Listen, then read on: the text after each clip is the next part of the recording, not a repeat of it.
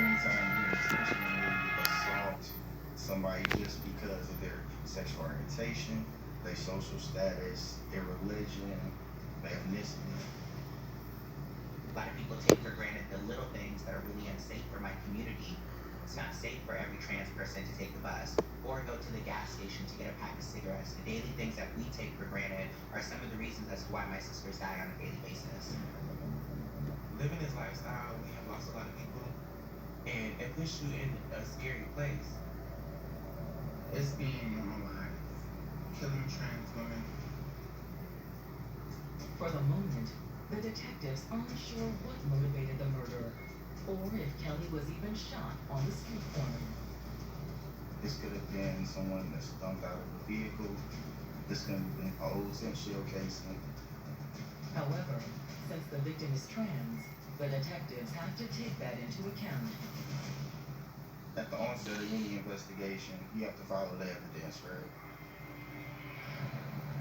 And based on where they found Kelly, the detectives have reason to believe the crime could be motivated by anti-trans prejudice. Trans women of color, particularly, congregate in the 6 Mile and Woodward area, which is Palmer Park area in Detroit. It's been like that for quite a while. There is an LGBT center there. It's the only place in the city that will take them in. No homeless shelter will take in a trans person in the city because most of them are faith-based. So there's just no support system for this community. To survive, many turn to sex work.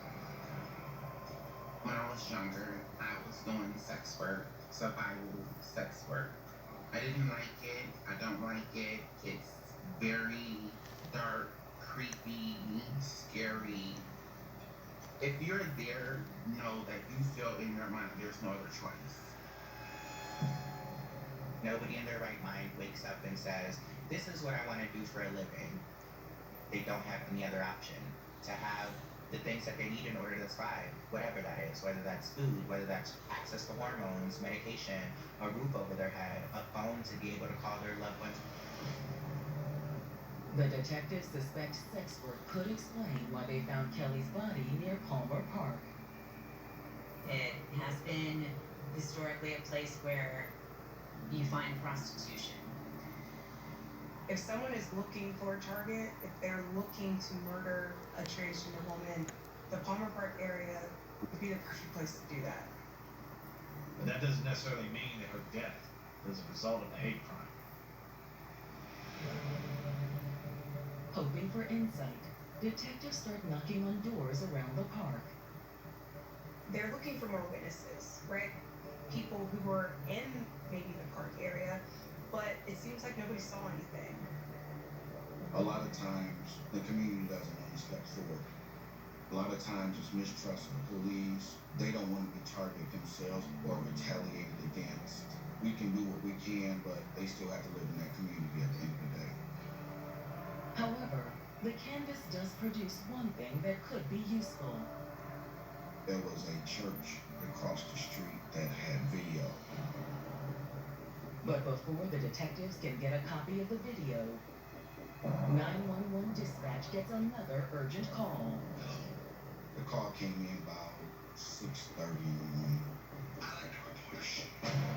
It's coming from a gentleman who says that he experienced a robbery in the area earlier that morning. They got him a car. They wouldn't get out. Give me money, get out. He said that he had to shoot them. You built this? It was easy once I found the parts. Looks like you need a break. The General gives you one with flexible payment options. Look, a chemical reaction. Oh! For a great low rate, go with the General. Hit it again, Ken. If you're on the fence about getting your degree here at SMHU, you can do it. All it takes is one simple step that can change your life forever. Start your future today at smhu.edu. I haven't paid my taxes in 8 years. I was trying to take on the IRS by myself. They gave me no option there. They speak in tax terms. Let me tell you what they think about. Hey, we're gonna, take your house, put a lien in your bank account, garnish your pay. They don't care. They're gonna take your paycheck. I saw a commercial, optional tax, and I was like, I give it a chance. Option tax, they help me, they calm me down, they make me feel comfortable and I trust them. They sent the paperwork in for the debt to be cleared, the lien to be taken off. Now I'm a happy camper now. If you go to the IRS, don't go it alone. Give out the tax card. They can help you. So don't wait. Today you have options. Tomorrow you might not. Optimus tax professionals are standing by, ready to help you now. For your free consultation, call 800-347-2410. That's 800-347-2410. Optima Tax Relief. At Dog Chow, we believe helping dogs live their best life should be simple. That's why Dog Chow is made with high-quality protein and no fillers. Purina Dog Chow. Keep life simple. Resolve. Your pet knows if a mess is really gone. If not, they may remark the spot. Resolve gets rid of pet messes better than the leading competitor, destroying stains, neutralizing odors, and preventing remarking. Love the love, resolve the mess. Real celebrities, true crime. We give you the stories behind the headlines. We tell you what happened to them, and we give you the aftermath of the case. Don't miss Celebrity Crime Files. All new episodes tonight at 10 on TV One. According to a 2023 report by the Human Rights Campaign, 335 transgender individuals have been the victim of fatal violence since 2013. 83% of those victims were transgender women, and 69% were black. Arrests have been made in only 56% of these deaths, and 10% of those arrests have resulted in either dropped charges or an acquittal. Hi. Have you ever tried this before? I don't believe I have. Oh. Crispy, creamy, Hazelnutty. Free Kinder Bueno? Now that's bueno. Kinder Bueno. Try Kinder Bueno free. We're gonna need another bar. For over 25 years, Lovesac has been rewriting the rules of comfort. It's okay to change your style. Get messy. Get immersed. With Lovesac, you make the rules. To avoid digital threats, just turn on NordVPN. It improves your protection against trackers, malicious websites, and malware-ridden downloads. Get the deal now. Millions of people have lost faith with Noom, like Lauren, who found the perfect companion to her GLP-1 journey. You know, I've gotten in the routine of Noom. I'm hopeful that taking GLP-1s won't be a forever thing.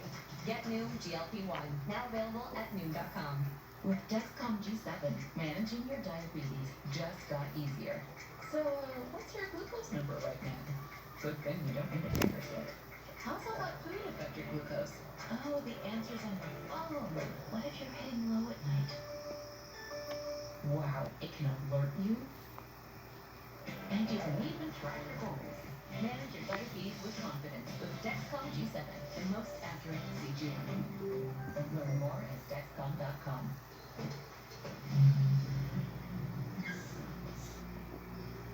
IHOP. Weekdays are the new weekends with IHOP's house-based menu. Only $6 Monday through Friday.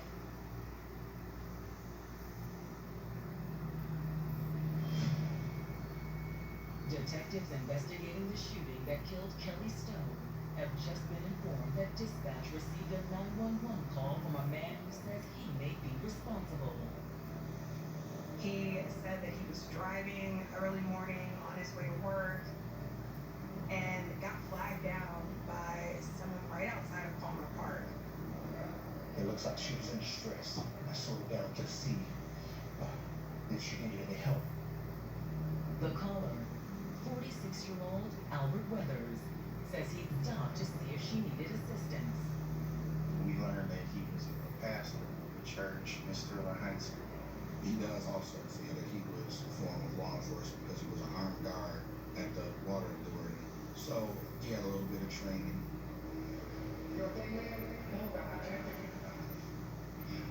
He said that he was surprised when she had a low voice like a man. But he says it's what happened next that really took him by surprise. Give me money. The woman attempted to get in the car and rob him. She pulled something out of her purse. It looked like a knife. He says that he'd instinctively gone for his gun. In addition to being a security guard, he has a concealed carry gun. It just happened so fast.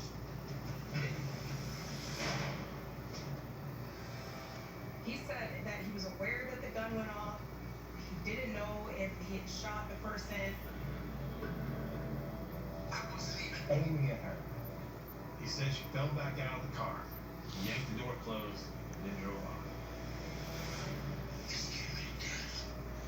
He said it wasn't until he calmed down and started thinking straight that he called 911. When the detectives return to the precinct to reach out to Albert, he agrees to come in and give them a statement. He wasn't too hesitant about telling his story. Thank you. While they wait for him to arrive, word of Kelly's death spreads through Detroit's tight-knit trans community. And our community moves and travels fast. I found out immediately. When I got that call, I was devastated. I was in shock because I literally talked to her a couple days before. The news also reaches Kelly's family.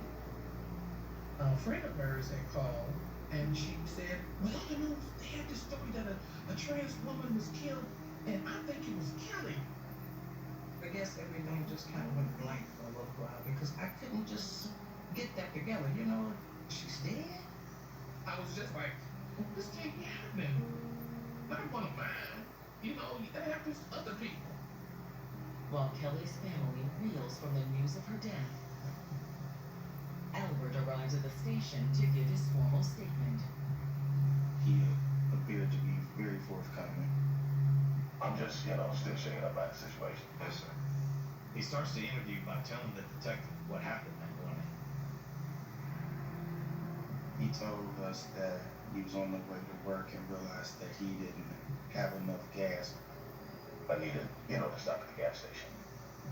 He went to a gas station that he was familiar with in the area and comes to the intersection of Brush and 6 Mile. That's when an individual on the corner waved their hands like this, as if they were in distress and needed help. And so as I raised the window down, that individual unlocked the door and proceeded to get in my vehicle.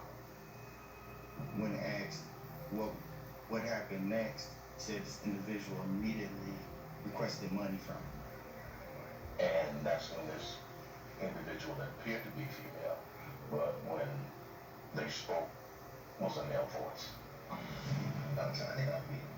He stated he refused to give money and requested that she exit his vehicle. And from what he said, she wouldn't get out. Albert says that's when Kelly had pulled something from her bag. Something metal. It was metal.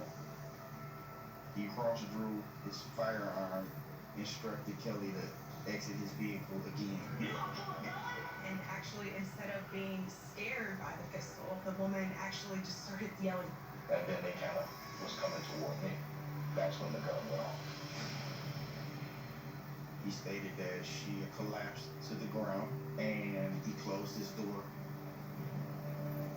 He drove away and went to work. You called the police when you got to your job? Not when I got there, no. He explained that he was all wound up and needed to calm down before he called the police. He spoke articulate. He was to the point. He dialed in on this conversation. He spoke to you to make sure you understood. He was portraying himself as a good Samaritan when he was met with not only a hostile person, but with the threat of being robbed. But the detective can't help but wonder if Albert is telling the whole story. So he just happens to stop and help a transgender woman in an area that's known for prostitution? People going to this area, they know what they're looking for. After taking Albert's statement, the detectives do a little digging into the alleged Good Samaritan. He has no record, everything is clean.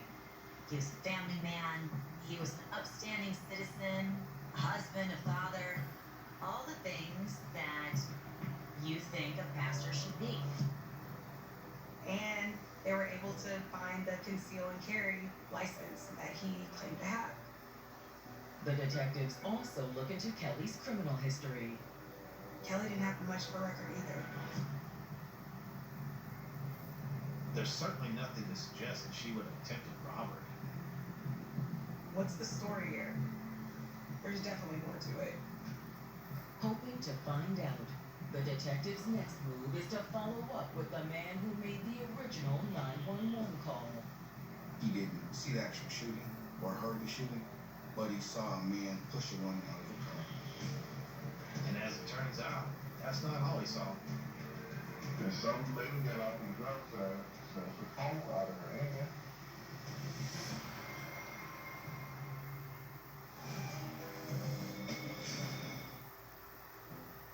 Looking for a reason to try the new $5 meal deal at McDonald's? Here's 1, 2, 3, 4, and the price makes 5.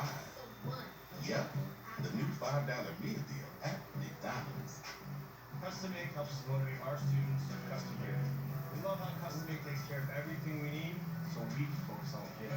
We make it easy to wow all your groups with high-quality custom apparel, accessories, and promo products, all backed by our guarantee at customink.com. I was drowning in debt. I didn't even know how I was gonna buy food for my kids. I had over $36,000 in debt. If I would have just made the minimum payments, it would have taken me 59 years to pay off. I knew I wasn't going to be able to get out of debt myself. I picked up the phone and called National Debt Relief. They were my savior. Whether it's credit card, medical, or personal loan debt, National Debt Relief negotiates with your creditors to reduce the amount you owe. National Debt Relief was able to reduce my debt by over $21,000. From the minute I made the call to National Debt Relief, I felt immediate relief. They had a plan for me. They treated me like a real person, not a number. It really was a team working with me. National Debt Relief negotiated with all of my creditors and reduced the amount that I owe. And I'm now debt-free. If you owe more than $10,000, call or visit nationaldebtrelief.com to find out how you can become debt-free.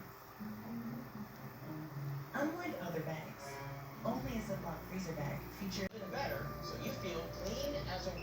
You got the right to a better life. Hey, I'm Anthony Anderson. Blackish turns 10 this year. And to celebrate, we decided to make a big move by joining the TV1 family. Watch Blackish tonight starting at 6 on TV1.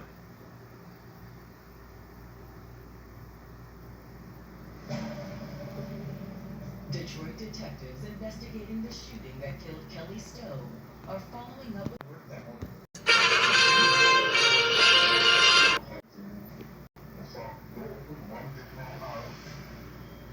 He could tell that the woman had a phone in her hand. He could see the light from the